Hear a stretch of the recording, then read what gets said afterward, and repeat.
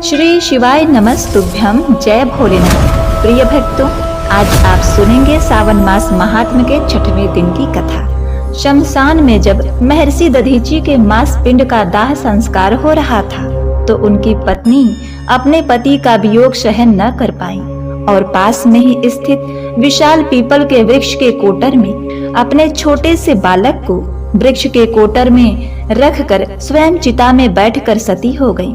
इस प्रकार महर्षि दधीची और उनकी पत्नी का बलिदान हो गया। किंतु पीपल के कोटर में रखा बालक भूख प्यास से तड़प तड़प कर चिल्लाने लगा। जब कोई वस्तु न मिली तो कोटर में गिरे हुए पीपल के गोंद फल को खाकर बड़ा होने लगा। पीपल के गोंद पत्ते और उसके रस को पीने के कारण, खाने के कारण उस बालक का नाम पड़ा पिपलाद। बालक पिपलाद ने जब होश संभाला तब औषधियों को अपने माता पिता के रूप में देखा। वृक्ष फल देते थे, पक्षी दाने लाते थे, मृग हरी वस्तुएं, औषधियां अपने राजा सोम से मांगकर अमृत की बूंदे पिपलाद को पिलाया करती थी। यह दृश्य देखकर नन्हे बालक पिपलाद ने वृक्षों से पूछा, मनुष्य का पुत्र मनुष्य ही होता है, वनस्पतियों से वनस्पति उत्पन्न होता है, किंतु मैं आप वनस्पतियों का पुत्र होकर भी मनुष्य कैसे हो गया? उस छोटे से बालक के उत्तर में वनस्पतियों ने पिपलाद को उसके जन्म की कथा सुनाते हुए कहा, पुत्र, महर्षि दधीची तुम्हारे पिता और गर्भस्थनी तुम्हारी माता है। इस तरह तुम मनुष्य के ही पुत्र हो। तुम्हारे माता पिता हमें पुत्र की तरह मानते थे, अतः हम भी तुम्हें पुत्र ही मानते आ रहे हैं। तुम्हारी माँ ने अपना पेट चीर कर तुम्हें पैदा किया था और हमें सौंप कर स्वयं सती हो गई थी। तुम्हारे माता पिता के मर जाने के बाद समूचा वन बहुत दिनों तक रोता रहा। वे हमें प्रेम करते थे और हम सब उन्हें। इतना कहकर वनस्पतियां फूट फूट कर रो पड़ी। यह सुनकर बालक पिपलाद को बड़ा विस्मय हुआ। उसने अपने माता पिता की कहानी जाननी चाही। वनस्पतियों ने उसके माता पिता को श्रद्धा से नमस्कार करके उनकी जीवन गाथा प्रारंभ की। हे पुत्र, तुम्हारे पिता का नाम दधीची था। उनमें सभी उत्तम गुण विद्यमान थे। तुम्हारी माता उत्तम कुल की कन्या और पतिव्रता थी। उनका नाम गर्भस्थनी था। वे लोपा मुद्रा की बहन थी। तुम्हारे माता पिता ने तपस्या कर इतनी सामर्थ्य अर्जित कर ली थी कि उनके आश्रम पर दैत्य दानव का आक्रमण नहीं हो पाता था। एक दिन विष्णु, इंद्र आदि सभी देवता आश्रम में आए। दैत्यों पर विजय पाने से वे प्रसन्न थे। तुम्हारे माता पिता ने उनका आदर सत्कार किया। देवताओं ने कहा, आप जैसे महर्षि जब हम लोगों पर इतनी कृपा रखते हैं तब हमारे लिए क्या दुर्लभ है। हमने शत्रुओं पर विजय प्राप्त कर ली है। अब चाहते हैं कि अपने अस्त्र शस्त्र आपके आश्रम में रख दें, क्योंकि तीनों लोकों में आपका आश्रम ही निरापद स्थान है, जहां आपकी तपस्या के प्रभाव से दैत्य आदि प्रवेश नहीं कर पाते। उदार चेता मुनि ने उनकी प्रार्थना स्वीकार कर ली। तुम्हारी माता ने उन्हें रोकते हुए कहा, नाथ, यह कार्य विरोध उत्पन्न करने वाला है। इन काम में आप न पड़ें। आप तो समदर्शी हैं। आपके लिए शत्रु मित्र बराबर हैं। अस्त्र शस्त्र रखने से दैत्य और दानव आपसे शत्रुता रखने लगेंगे। धरोहर रूप में किसी का धन रखना साधु पुरुषों के लिए उचित नहीं कहा गया है। महर्षि दधीची ने कहा, देवता सृष्टि के रक्षक हैं और मैंने हाँ कर भी दिया है, इसलिए अब नहीं कहना उचित नहीं है। देवता अस्त्र शस्त्र आश्रम में रख कर चले गए। इधर दैत्य महर्षि से द्वेष करने लगे। महर्षि को चिंता हुई कि दैत्य बड़े वीर तो है ही, साथ ही तपस्वी भी हैं। जब वे आक्रमण करेंगे तब मैं शस्त्रों की रक्षा कैसे कर पाऊंगा। ऐसा विचार कर उन्होंने अस्त्र शस्त्रों की रक्षा के लिए एक उपाय किया। उन्होंने पवित्र जल को अभिमंत्रित कर उससे अस्त्र शस्त्रों को नहलाया और उस जल को स्वयं पी लिया। तेज निकल जाने से वे सभी अस्त्र शस्त्र शक्तिहीन हो गए, इसलिए वे धीरे धीरे नष्ट हो गए। बहुत दिनों के बाद देवता महर्षि के आश्रम में पहुँचे, क्योंकि उनके शत्रुओं ने फिर से सिर उठाना शुरू कर दिया था। महर्षि ने उन्हें बतलाया कि उन अस्त्रों शस्त्रों की सुरक्षा के लिए उनका तेज मैंने पी लिया है। वे अब मेरी हड्डियों में मिल गए हैं। आप हड्डी ही ले जाएं। मेरे शरीर का यह सुंदर उपयोग हो रहा है। महर्षि ने योग के द्वारा शरीर का त्याग कर दिया। विश्वकर्मा ने उन हड्डियों से दिव्य अस्त्रों का निर्माण किया। वे ही देवताओं की विजय के कारण बने। इस अवसर पर माता गर्भस्थनी नदी तट पर गई हुई थी। माँ पार्वती की पूजा में लगे रहने से उन्हें लौटने में देर हो गई थी। उस समय वे गर्भवती थीं। आश्रम में आने पर उन्होंने अपने पति देव को नहीं देखा। अग्नि देवता ने सारी घटना उन्हें बता दी। उन्होंने पति के कार्य की सराहना की। फिर तीनों लोकों की अग्नियों की पूजा करके अपना पेट चीरकर तुम्हें हाथ से निकाल दिया। हे पुत्र, तुम्हें हम लोगों को सौंप कर पति के केश आदि के साथ वे अग्नि में प्रवेश कर गईं। उस समय आश्रम का प्रत्येक प्राणी दुख से संतप्त हो उठा। सब कह रहे थे कि दधीची और गर्भस्थनी जितना हमें प्रेम देते थे उतना अपने माता पिता भी प्रेम नहीं कर पाते। हमें धिक्कार है कि हम उनके दर्शनों से वंचित हो गए। अब वह बालक ही हम लोगों के लिए दधीची और दधीची ऋषि की पत्नी है। वनस्पतियों ने कथा को समाप्त करते हुए कहा कि यही कारण है पुत्र कि हम वनवासी तुम्हें पुत्र से अधिक मानते हैं। बालक पिपलाद को अपनी कथा सुनकर बहुत दुख हुआ। माता ने पेट चीरकर जो उसे निकाला था, इस बात से उसे अधिक पीड़ा हुई। वह रोता हुआ बोला, मैं अभागा हूँ जो माता के कष्ट का कारण बना। मैं उनकी सेवा तो कुछ कर ही न सका। उसके बाद देवताओं के कृत्य पर उन्हें क्रोध आया और कहा कि मैं देवताओं से प्रतिशोध लूंगा। उन्होंने मेरे पिता का वध किया है, अतः मैं उनका वध करूंगा। वनस्पतियों ने समझाया कि प्रतिरोध ठीक नहीं होगा। तुम्हारे माता पिता ने विश्व के हित के लिए आत्मदान किया है, तुम भी उन्हीं के पथ पर चलो। बच्चे के अंतःकरण में प्रतिशोध की भावना शांत नहीं हुई। उसने भगवान शंकर की प्रार्थना की कि शत्रुओं के नाश के लिए आप मुझे शक्ति दीजिए। भगवान शिव जी ने उसे कृत्या प्रदान की। पिपलाद ने उसे आज्ञा दी कि तू मेरे शत्रु देवताओं को खा जा। देवता भाग खड़े हुए। उन्होंने भगवान शंकर की शरण ली। भगवान शंकर ने पिपलाद को समझाया, तुम्हारे पिता ने विश्व के हित के लिए अपना प्राण दे दिया है, उसके समान दयावान कौन होगा। तुम्हारी माता भी उन्हीं के साथ पति लोक चली गई, उनकी समता किससे होगी। तुम भी अपने माता पिता के रास्ते पर ही चलो। तुम्हारे प्रताप से देवता संकट में पड़ गए हैं, उन्हें तुम बचाओ, यही तुम्हारा कर्तव्य है। प्रतिशोध अच्छा नहीं होता। पिपलाद शांत हो गए। उन्होंने भगवान शंकर का उपदेश मान लिया। भगवान ने और देवताओं ने भी पिपलाद को वरदान मांगने को कहा। पिपलाद ने वर मांगा कि मैं अपने माता पिता को देखना चाहता हूँ। दिव्य लोक से उनके माता पिता दिव्य विमान से उपस्थित हो गए। उन्होंने कहा, पुत्र तुम धन्य हो, तुम्हारी कीर्ति स्वर्ग लोक तक पहुँच चुकी है। तुमने भगवान शंकर का प्रत्यक्ष दर्शन किया है। वचन समाप्त होते ही आकाश से पिपलाद के ऊपर पुष्पों की वर्षा होने लगी। देवताओं ने जय जयकार किया। इसी प्रकार से जब पिपलाद ऋषि छोटे से थे और उन्हें अपने माता पिता के बारे में कुछ पता नहीं था, तो उस समय नारद जी वहां आए और बालक पिपलाद से कहा, बालक तुम कौन हो, तुम्हारे जनक कौन है। बालक बोला, यही तो मैं नहीं जानता हूँ। तब नारद ने ध्यान धरकर कहा। नारद ने आश्चर्यचकित होकर बताया कि हे बालक, तुम महान दानी दधीची ऋषि के पुत्र हो।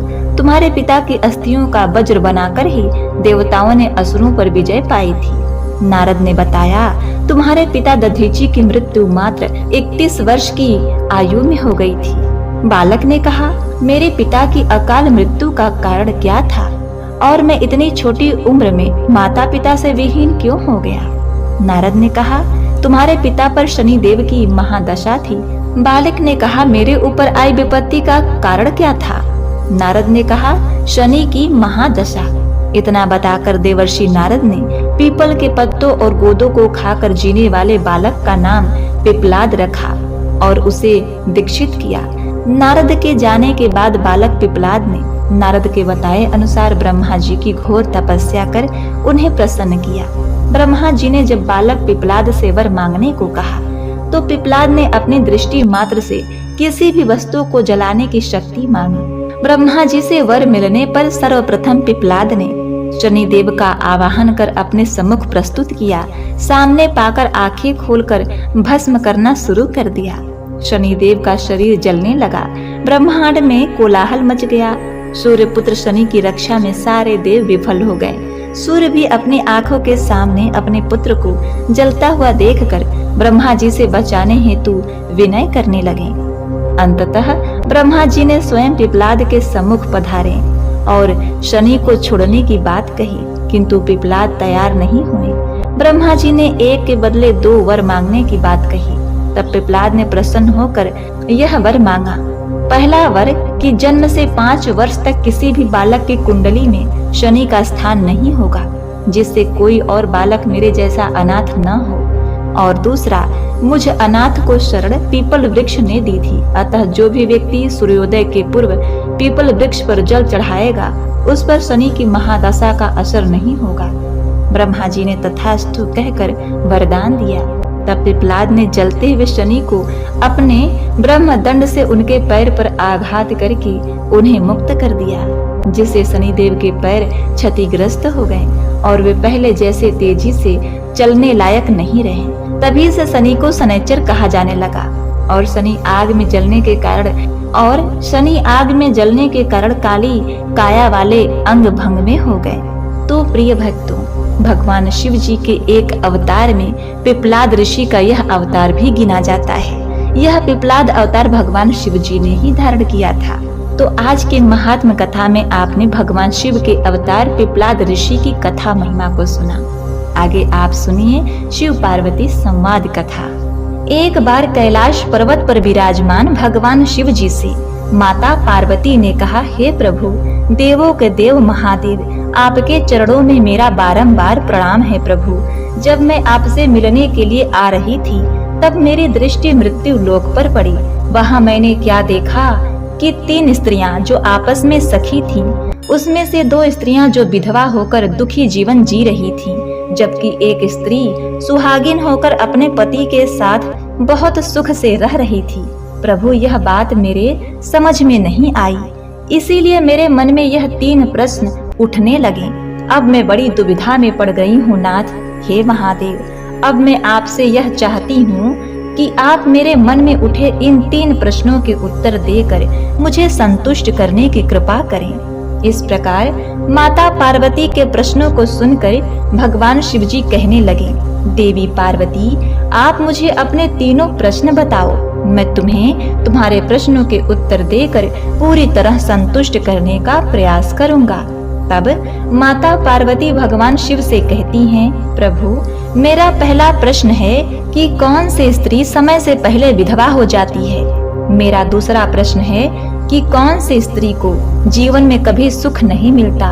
और मेरा तीसरा और अंतिम प्रश्न है कि कौन सी चीज ऐसी है जो एक पत्नी अपने पति को मांगने से भी नहीं देती। इस प्रकार माता पार्वती के ये 3 प्रश्न सुनकर भगवान शिव कहने लगे, देवी, तुम जिन स्त्रियों की बात कर रही हो उसमें से 2 स्त्रियां विधवा होकर बड़ा दुखी जीवन जी रही हैं और वहीं एक स्त्री सुहागिन होकर अपने पति के साथ सुख पूर्वक रह रही है। तुम जानना चाहती हो कि आखिरकार ऐसा क्यों है, तो मैं तुम्हें इस विषय में एक छोटी सी कहानी सुनाता हूँ। इस कहानी को बहुत ही ध्यान से सुनना। प्रिय भक्तों, माता पार्वती के पूछे गए प्रश्न लोगों के हित में होते हैं। इसीलिए प्रिय भक्तों, जब भी आप इस तरह की कथाएं सुनते हैं तो कथा को बीच में अधूरा छोड़कर कथा का निरादर कभी मत कीजिएगा। तब भगवान शिव कहते हैं, पार्वती, सबसे पहले मैं तुम्हें उस स्त्री की कहानी सुनाता हूँ जो सुहागन बनकर सुखी जीवन जी रही है। देखो देवी, जिस सुहागिन स्त्री की तुम बात कर रही हो वह सुहागिन स्त्री एक राजा के नौकर की पत्नी है, और जिस नौकर की वह पत्नी है उस नौकर को अपनी पत्नी पर पूरा विश्वास भरोसा है, और वह अपनी पत्नी के पतिव्रता होने का गुणगान अपने साथियों से बार बार करता रहता है। अब देखो, एक दिन की बात है, उस राजा के नौकर ने अपने पत्नी की प्रशंसा इतनी की कि यह बात धीरे धीरे फैलते हुए राज दरबार तक पहुंच गई। फिर एक दिन उस राजा ने अपने नौकर को बुलाया और नौकर से पूछा, तुम हर किसी से अपने पत्नी की प्रशंसा करते हो कि तुम्हारी पत्नी बहुत बड़ी पतिव्रता है। क्या वास्तव में तुम्हारी पत्नी पतिव्रता है? क्या तुम्हें उस पर पूर्ण विश्वास है? भगवान शिव कहते हैं, देवी, इस प्रकार राजा की बात सुनकर नौकर कहने लगा, महाराज, मुझे अपनी पत्नी पर पूरा विश्वास है कि मेरी पत्नी पूरी तरह पतिव्रता है। अब उसी समय पर राजा का मंत्री कहने लगा, अगर मैं तेरी पत्नी का पतिव्रत धर्म खंडित कर दूं, तो क्या सजा मिलनी चाहिए? तब वह नौकर कहने लगा, तू मेरी पत्नी का पतिव्रत धर्म खंडित कर देगा तो महाराज मुझे फांसी की सजा दे देना। अब तो राजा का वह नौकर भी मंत्री से कहने लगा, महाराज, यह मेरी पत्नी का पतिव्रत धर्म खंडित न कर पाए तो फिर बताइए इसको क्या सजा मिलनी चाहिए। तब राजा ने मंत्री को भी फांसी की सजा दी जाने की बात कही। भगवान शिव देवी पार्वती से आगे कहते हैं, पार्वती, इस प्रकार मंत्री ने स्वीकार कर लिया। अब उस मंत्री ने नौकर से पूछा, मैं ऐसी क्या वस्तु लाऊं जिससे तू यह मान सके कि मैं तेरी पत्नी का धर्म खंडित करने में सफल हुआ? तब नौकर ने कहा, मंत्री जी, अगर आप मेरे घर जाकर मेरे विवाह के समय जो मुझे पटका और कटार मिली थी, जो दूल्हे को दी जाती है, जो कि मेरी पत्नी ने बहुत ही संभाल कर रखा है, जो सुहाग की निशानी मानी जाती है, अगर वही पटका और कटार लाकर तुम मुझे दिखा दो तो मैं मान जाऊंगा कि मेरी पत्नी का धर्म तूने पूरी तरह नष्ट कर दिया है। अब भगवान शिव कहते हैं, देवी, शर्त स्वीकार हो जाने के बाद वह मंत्री शहर में गया और एक दूती से जाकर मिला। दूती का काम एक दूसरे को आपस में भिड़ाने का होता है। वह दूती भी एक दूसरे से भिड़ाने का काम करती थी और जो काम नहीं करता था उस काम को करने में वह सक्षम थी। फिर इस प्रकार उस मंत्री ने उस दूती को अपने स्वार्थ के लिए बुलाया और उससे कहा कि देखो, इस नाम का एक व्यक्ति है, मेरी उससे शर्त लगी है। और फिर उसने उस शर्त के बारे में दूती को सब कुछ बता दिया। फिर उस दूती से बोला कि तू कैसे भी करके उस स्त्री से मेरा संपर्क करवा दे। तुझे जितना धन चाहिए, तुझे जो कुछ भी चाहिए, मैं वह सब तुझे दूंगा। भगवान शिव कहते हैं, देवी पार्वती, इस प्रकार मंत्री की बात सुनकर वह दूती बोली, भाई, तू उस औरत के बारे में तो बात ही मत कर। वह औरत तो पूरी तरह से पतिव्रता है, वह तो तेरी ओर देखेगी भी नहीं। और तो और उसके परिवार वाले भी खूंखार है, तेरी तो खाल उतार कर रख देंगे। तब वह मंत्री कहने लगा, ठीक है, अगर तू मेरा उससे संपर्क नहीं करवा सकती तो एक काम कर दे, उसके घर जाकर के पटका और कटार चुरा कर ला दे, और अगर उस स्त्री के शरीर पर कोई चिन्ह हो तो उस चिन्ह को भी मुझे बता दे, मैं तुझे महंगा इनाम दूंगा। भगवान शिव कहते हैं, देवी पार्वती, यह बात दूती की समझ में आ गई। उसने कहा, ठीक है, मैं तुम्हारा काम अवश्य करूंगी। वह नौकर शहर में रहता था। दूती नौकर के घर गई और उसकी पत्नी से जाकर बोली, बेटी, मैं तेरे पति की बुआ हूँ, मैं बहुत साल बाद यहाँ आई हूँ। तब उस स्त्री ने कहा, आओ बुआ जी, मैंने तो आपको पहले कभी नहीं देखा था, इसलिए पहचान नहीं पाई।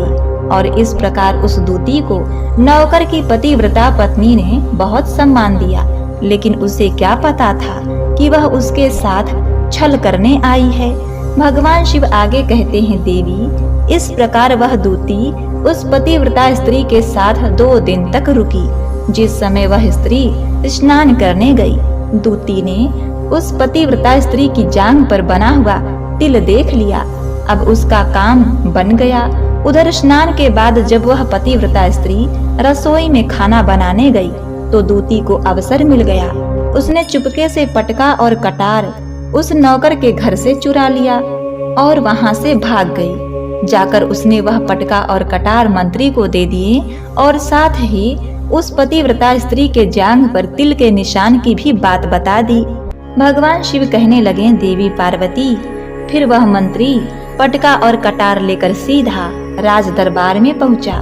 राजा से जाकर कहा, महाराज, मैंने नौकर की पत्नी के पास 2 दिन बिताए और यह पटका कटार उसी के हाथ से लेकर मैं आया हूँ। अब तो राजा ने दरबार लगाया, अपने उसी नौकर को बुलाया तथा मंत्री से सभा में पटका और कटार नौकर को दिखाने के लिए कहा। फिर राजा की आज्ञा पाकर मंत्री ने उस नौकर को पटका और कटार दिखाई और उसकी पत्नी की जांघ पर तिल का निशान भी बताया। अब तो नौकर को मानना ही पड़ा कि वास्तव में आज मेरी पत्नी ने अपना पतिव्रत धर्म पूरी तरह से भंग करवा लिया। भगवान शिव कहते हैं, पार्वती, अब तो राजा ने फांसी के दिन 15 दिन बाद के लिए रख दिया और कहा नौकर को 15 दिन के बाद फांसी पर चढ़ा दिया जाए। और उस प्रकार नौकर से उसकी अंतिम इच्छा पूछी गई। नौकर ने कहा, महाराज, मैं अपने पत्नी से अंतिम बार मिलना चाहता हूँ। भगवान शिव ने कहा, पार्वती, इस प्रकार राजा ने उस नौकर को आज्ञा दे दी कि ठीक है, तुम अपनी पत्नी से मिल सकते हो। फिर वह नौकर अपने घर गया, अपनी पत्नी से कहा कि तुमने मेरे साथ बहुत बड़ा विश्वासघात किया है। मैंने तुम्हारे विश्वास पर मंत्री से ऐसी शर्त लगाई थी कि राजा के दरबार में राजा के सामने मैंने कहा था कि मेरी पत्नी का पतिव्रत धर्म यदि कोई भ्रष्ट कर दे तो मुझे फांसी लगा देना। अब देखो, मुझे 15 दिन के बाद फांसी दे दी जाएगी। मेरे साथ धोखा करके तुमने बिल्कुल भी ठीक नहीं किया। भगवान शिव कहते हैं, देवी, उस पतिव्रता स्त्री ने अपने नौकर पति को सारी बात बताई, लेकिन उसे तो अपनी पत्नी पर विश्वास ही नहीं हुआ और वह फिर से राजा के दरबार में पहुंच गया।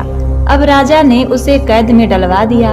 उधर नौकर की पतिव्रता पत्नी ने भगवान को याद किया और राजा के दरबार में पहुंच गई और राजा से नाच दिखाने की आज्ञा मांगी। भगवान शिव कहते हैं, हे देवी उमा, दरबार में गई, राजा से नाच दिखाने की आज्ञा मांगी क्योंकि वह स्त्री बहुत ही सुंदर थी। उधर राजा भी नृत्य के शौकीन थे, इसीलिए राजा ने आज्ञा दे दी कि सभी मंत्री आदि उपस्थित होकर इस सुंदर स्त्री के नाच करवाने की व्यवस्था करें। भगवान शिव आगे कहते हैं, हे देवी पार्वती, तो सब मंत्री, महामंत्री, राज दरबारी उपस्थित हो गए। फिर उस नौकर की पत्नी ने जब नाचना शुरू किया तो राजा को उस स्त्री का नाच बहुत सुंदर लगा। तब राजा ने कहा, तुम मुझसे क्या मांगना चाहती हो? जो भी तुम मांगो मैं तुम्हें वही दूंगा। भगवान शिव कहते हैं, पार्वती, फिर उस नौकर की पतिव्रता पत्नी ने कहा, महाराज, आपकी सभा में मेरा चोर है जिसने मेरे रुपये चुराए थे मगर आज तक वापस नहीं दिए, उसे फांसी की सजा दे दी जाए। तब राजा ने कहा, ठीक है, बताओ मेरे दरबार में तुम्हारा चोर कौन है, उसका नाम क्या है, मैं उसको फांसी की सजा अवश्य दूंगा। भगवान शिव कहते हैं, पार्वती, उस नौकर की पतिव्रता पत्नी ने कहा, महाराज, आपका मंत्री मेरा चोर है, आप उसको फांसी की सजा दे दीजिए। अब उधर जैसे ही मंत्री ने सुना कि यह सुंदर स्त्री तो मुझे अपना चोर बता रही है, तो वह मंत्री कहने लगा, महाराज, मैं शपथ खाकर कहता हूँ, मैंने तो इसका कभी भी कुछ नहीं चुराया, बल्कि मैंने तो इसको आज से पहले कभी नहीं देखा। तो बताइए, मैं इसके घर में चोरी कैसे कर सकता हूँ? मैंने तो आज तक इसकी शक्ल भी नहीं देखी। तब भगवान शिव कहते हैं, पार्वती, जैसे ही मंत्री ने कहा कि मैंने इस सुंदर स्त्री की शक्ल आज तक नहीं देखी, तब वह स्त्री कहने लगी, महाराज, अगर यह मंत्री मुझे जानता नहीं तो आप ही इससे पूछिए कि यह पटका और कटार कहाँ से लाया था। मैं उसी नौकर की पत्नी हूँ जो आपके यहाँ नौकरी करता है और आप अब मेरे निर्दोष पति को फांसी पर चढ़ाने वाले हैं। महाराज, अब मैं आपको पूरी कहानी बताती हूँ। यह जो आपका मंत्री है, इसने मेरे पास में अपनी एक दूती को भेजकर मेरी जांघ के तिल का पता लगाया। उसने ही एक पटका और कटार चुरा करके यहाँ लाकर दिया और आपके मंत्री के द्वारा भेजी गई दूती जब मेरे घर आई थी, तब उसने मुझे कहा था कि वह मेरे पति की बुआ है और वह पहली बार आई थी, इसीलिए मैं उसको पहचान नहीं सकी। और महाराज, इस प्रकार मैंने उस स्त्री को अपने यहाँ पर बहुत मान सम्मान दिया और अपने यहाँ ठहरने की व्यवस्था भी की। भगवान शिव कहते हैं, देवी, इस प्रकार उस नौकर की पतिव्रता पत्नी की बात सुनकर राजा ने दूती को बुलाया। फिर उस दूती ने राजा को सारी बात सच सच बता दी। तब राजा ने उस नौकर को कैद खाने से आजाद करवा दिया और मंत्री को फांसी पर चढ़ा दिया। भगवान शिव कहते हैं, पार्वती, इस प्रकार उस नौकर की पतिव्रता स्त्री ने अंत में राजा से कहा, महाराज, मैं अपने पति से बहुत प्रेम करती हूँ। मैं एक चरित्रवान स्त्री हूँ, कभी भी अपने पति का नाम तक अपने मुख से नहीं लेती हूँ। अब भगवान शिव कहते हैं, पार्वती, मेरी कहानी तो पूरी हो गई, अब आप अपने तीनों प्रश्नों के उत्तर भी सुनो। आपका पहला प्रश्न था, कौन सी स्त्री समय से पहले विधवा हो जाती है? तो जो स्त्रियां अपने पति का नाम लेती हैं वह समय से पहले ही विधवा हो जाती हैं। जो स्त्रियां अपने पति का अपमान करती हैं या किसी धर्मपरायण सुहागन स्त्री के पति के लिए बद्दुआ देती हैं, वह समय से पहले ही विधवा हो जाती हैं। क्योंकि किसी के लिए बुरा सोचना अपने पति पर ही पड़ता है और पति की उम्र कम हो जाती है और समय से पहले ही पति की मृत्यु हो जाती है। ऐसी स्त्रियां जो अपने पति का नाम लेती हैं वह समय से पहले विधवा होकर स्वयं बहुत दुख भोगती हैं। बस यही रहस्य की बात है। तुम जिन 3 सहेलियों की बात कर रही थी उसमें से 2 विधवा थीं और एक नौकर की पत्नी थी जो पतिव्रता स्त्री थी। वह पतिव्रता कभी भी अपने पति का नाम अपने मुख से नहीं लेती थी और कभी भी किसी सुहागिन स्त्री के लिए बद्दुआ नहीं देती थी। उधर वह 2 स्त्रियां विधवा होकर दुखी जीवन जी रही थी। वह हमेशा अपने पति का नाम लेकर उन्हें बुलाती थी, जिस कारण से उनके पति की उम्र कम हो गई और फिर वह दोनों स्त्रियां समय से पहले ही विधवा हो गईं।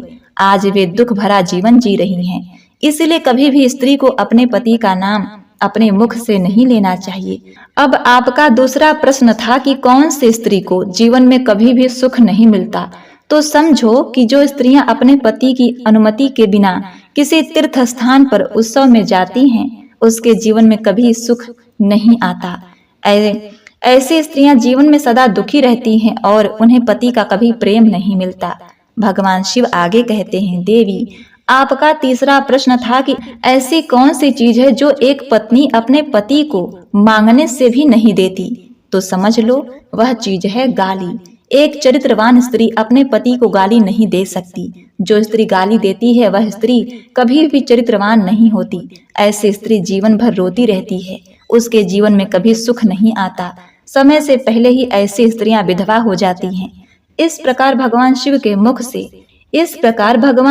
मुख से सुनकर माता पार्वती तीनों प्रश्नों से संतुष्ट होकर कहती हैं, प्रभु, वास्तव में जो स्त्री चरित्रवान होती हैं वो कभी दुखी जीवन नहीं जीती, क्योंकि ऐसे घर में सदा लक्ष्मी जी का वास होता है और वह घर धन धान से सदा भरा रहता है। और ऐसी ही स्त्रियां हमेशा घर को स्वर्ग बना देती हैं। जय गणेश गिरिजा सुवन मंगल मूल सुजान, कहत अयोध्या दास तुम देहु अभय वरदान। जय गिरिजापति दीन दयाला, सदा करत संतन प्रतिपाला। भाल चंद्रमा सोहत नीके, कानन कुंडल नाग फनी के।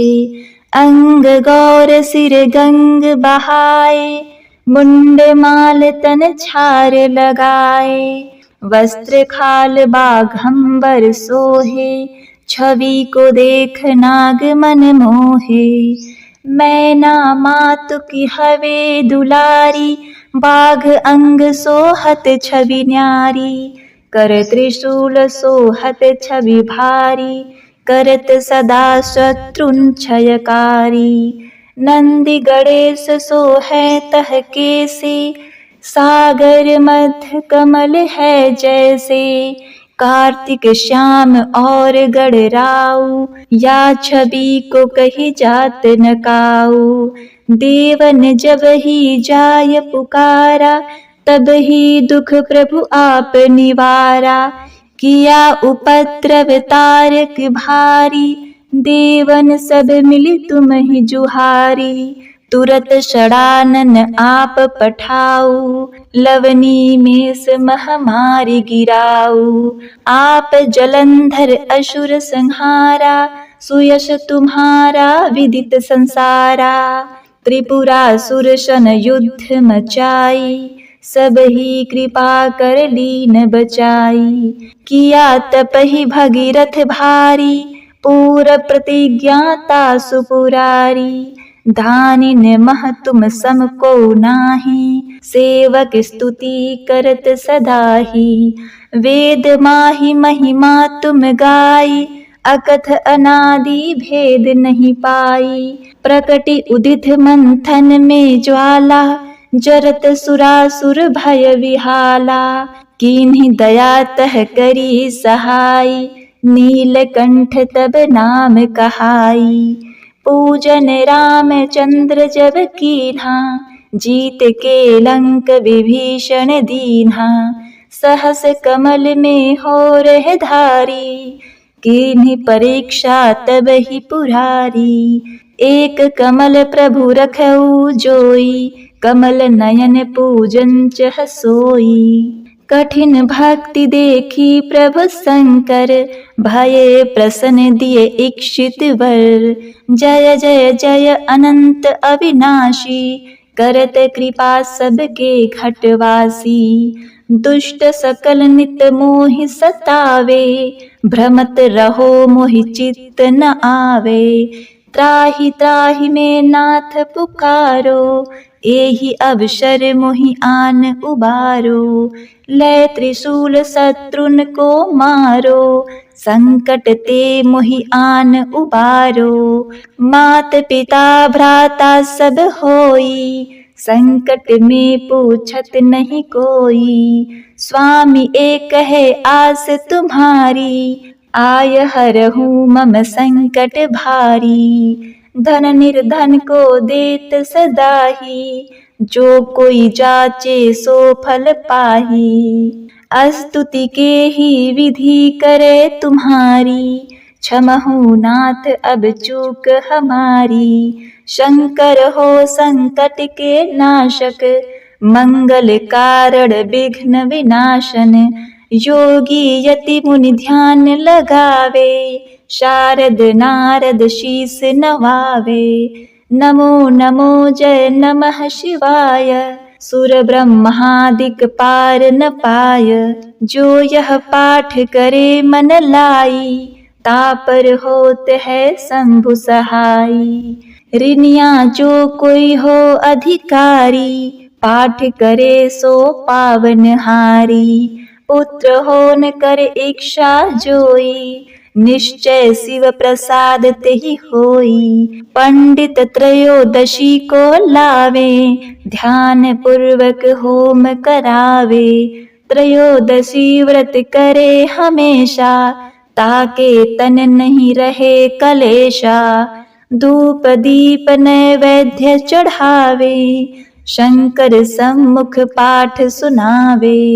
जन्म जन्म के पाप नसावे, अंत धाम शिवपुर में पावे। कहे अयोध्या दास तुम्हारी, जानि सकल दुख हरहु हमारी। नित नेम उठी प्रातः ही, पाठ करो चालीसा।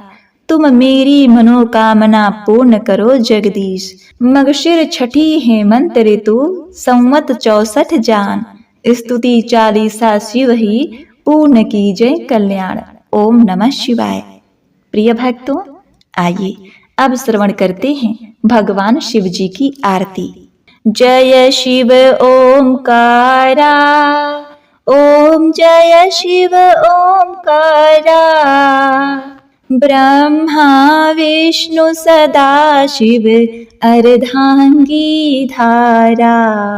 ओम जय शिव ओंकारा, एकानन चतुरानन पंचानन राजे। हंसानन गरुड़ासन, वृषवाहन साजे। ओम जय शिव ओंकारा। दो भुज चार चतुर्भुज, 10 भुज अति सोहे। त्रिगुण रूप निरखता, त्रिभुवन जन मोहे। ओम जय शिव ओंकारा। यक्ष माला वन माला, मुंड माला धारी। चंदन मृग मद सोहे, भाले शिष राशि। ॐ जय शिव ओंकारा। श्वेतांबर पीतांबर बाघंबर अंगे, सनकादिक गरुडादिक भूतादि संगे। ॐ जय शिव ओंकारा।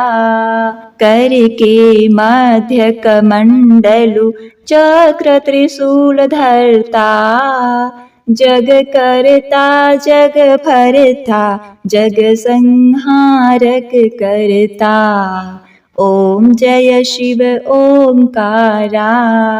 ब्रह्मा विष्णु सदाशिव जानत अविवेका, प्रणवाक्षर मध्ये ये तीनों एका। ॐ जय शिव ओंकारा। काशी में विश्वनाथ विराजत नंदी ब्रह्मचारी, नित उठी भोग लगावत महिमा अति भारी। ॐ जय शिव ओंकारा।